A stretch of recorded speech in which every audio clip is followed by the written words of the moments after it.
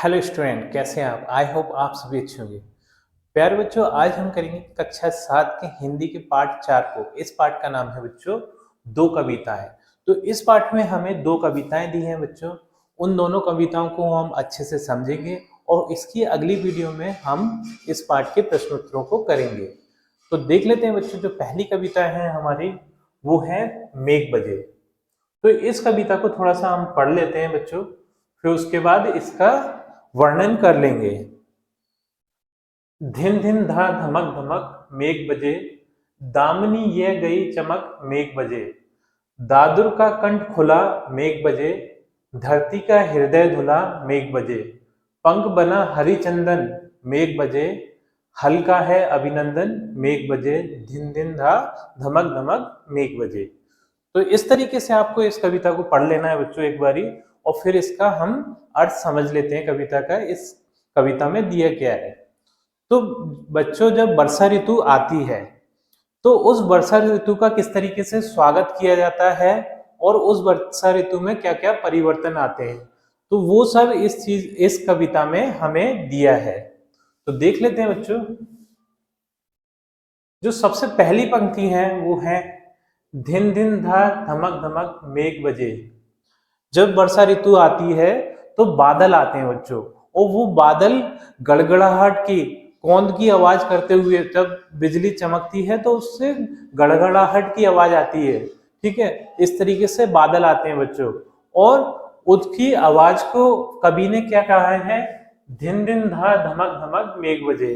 यानी वो धिन धिन धा धमक धमक इस तरीके की आवाज करते हुए मेघ बजते हुए बादल आ रहे हैं। दामिनी यह गई दमक। दामिनी का अर्थ यहाँ है बच्चों बिजली से। जो बादलों में बिजली हमें चमकती हुई दिखती है, एकदम से जो रोशनी हमें दिखती है, उसी को हम दामिनी बोलते हैं बच्चों। तो दामिनी यह गई दमक, यानी एकदम से बिजली चमक गई मेघ बजे और मेघ बजने की आवाज आई। दादुर का कंठ खुला मेघ बजे। दादुर का यहाँ अर्थ है बच्चों मेंढक। तो जब वर्षा ऋतु आती है बच्चों, तो जो दादुर है अर्थात मेंढक है, वो टर टर की आवाज करने लगते हैं। यानी ऐसा लगता है जैसे वो बादलों का या फिर वर्षा ऋतु का स्वागत कर रहे हों। धरती का हृदय धुला मेघ बजे। तो वर्षा ऋतु से पहले आपने देखा होगा, जो धरती होती है वो थोड़ी सी गंदगी उस पर फैल जाती है। ठीक है, गंदगी गंदगी चारों तरफ दिखाई देती है।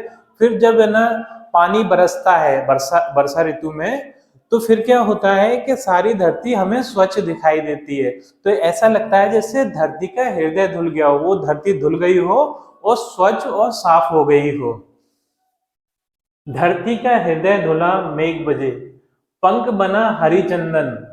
पंख का यहाँ अर्थ है बच्चों कीचड़ से है। जो बारिश के बाद जो मिट्टी एकदम गीली गीली सी हो जाती है, उसे अपन क्या बोलते हैं, कीचड़ बोलते हैं। तो पंख का अर्थ है कीचड़। पंख बना हरिचंदन, जो कीचड़ है वो हमें हरिचंदन के समान लग रहा है। जिस हल्का है अभिनंदन मेघ बजे, धिन धिन धा धमक धमक मेघ बजे। तो बच्चों, किसान लोग क्या करते हैं कि वर्षा ऋतु के आने पर अपने हलों का स्वागत जो कीचड़ है उसका तिलक लगाकर करते हैं, क्योंकि उस समय उनको हलों की जरूरत होती है। उन्हें नई फसल उगानी होती है अपने खेतों में, तो वो वर्षा ऋतु का स्वागत करते हैं अपने हलों पर कीचड़ रूपी तिलक लगाकर। ठीक है, तो इस तरीके से बच्चों ये पहली कविता पूर्ण होती है हमारी। अब चलते हैं बच्चों दूसरी कविता की ओर। जो दूसरी कविता है बच्चों वो है फूले कदम। तो कदम एक पेड़ होता है बच्चों, और उस पर जो फूल आते हैं उसके, वो ऐसे लगते हैं जैसे गेंदें लगी हो। ठीक है, गेंदों के समान वो फूल दिखते हैं। ठीक है, तो यहाँ पर इस कविता को एक बार हम पढ़ लेते हैं, फिर इसका वर्णन कर लेंगे। फूले कदम टहनी टहनी में कंदुक सम झूले कदम।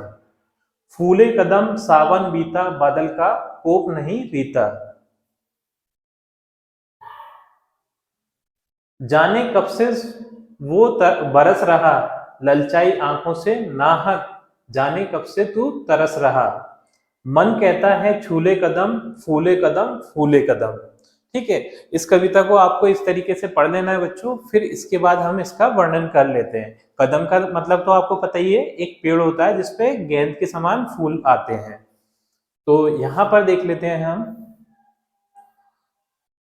फूले कदम टहनी टहनी में कंदुक सम झूले कदम।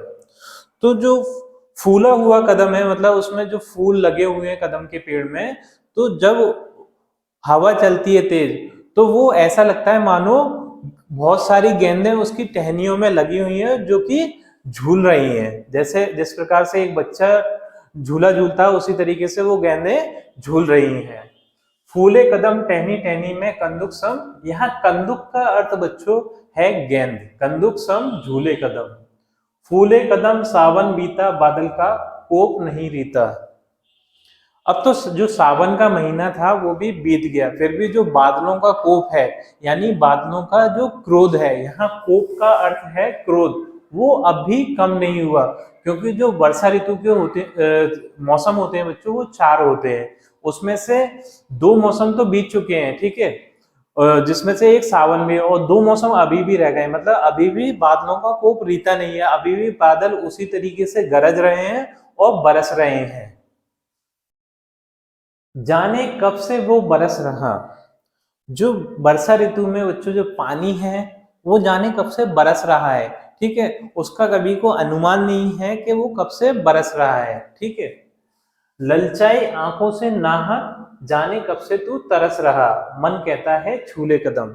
जो कवि है बच्चों, वो ललचाई आंखों से तरस रहे हैं कि मैं कदम के पेड़ को छू लूं, किसी भी तरीके से छू लूं। जिस तरीके से बच्चों एक बच्चा है छोटा, और उसको अगर कोई खिलौना ना मिले, मतलब उसके पास क्या है, खिलौने का अभाव है, तो वो उस खिलौने, किसी दूसरे बच्चे के पास वो ही खिलौना है, तो वो उसे देखकर तरसता रहता है कि ना मुझे ना किसी भी तरीके से ये खिलौना मिल जाए, मैं भी इससे खेल लूं। इसी तरीके से जो कवि हैं वो भी कदम के पेड़ को छूने के लिए तरस रहे हैं बच्चों। तो नाहक का अर्थ है बच्चों यहाँ व्यर्थ ही, मतलब व्यर्थ ही, फालतू में तरस रहे हैं उसे कदम के पेड़ को छूने के लिए। जाने कब से तू तरस रहा, मन कहता है छूले कदम।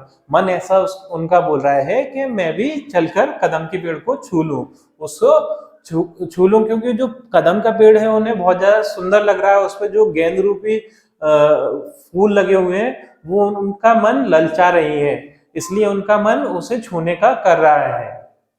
फूले कदम, और जो कदम का पेड़ है वो फूल रहा है, ठीक, यानी कि फूल दे रहा है, फूले कदम। ठीक है बच्चों, इस तरीके से बच्चों ये हमारी कविता पूर्ण होती है। दूसरी भी, आई थिंक ये अच्छे से कविता आपको समझ में आई होगी। यदि बच्चों आपको ये कविता समझ में आई है तो वीडियो को लाइक कर दीजिए, चैनल को सब्सक्राइब कर दीजिए। आपसे मिलते हैं अपनी अगली वीडियो में।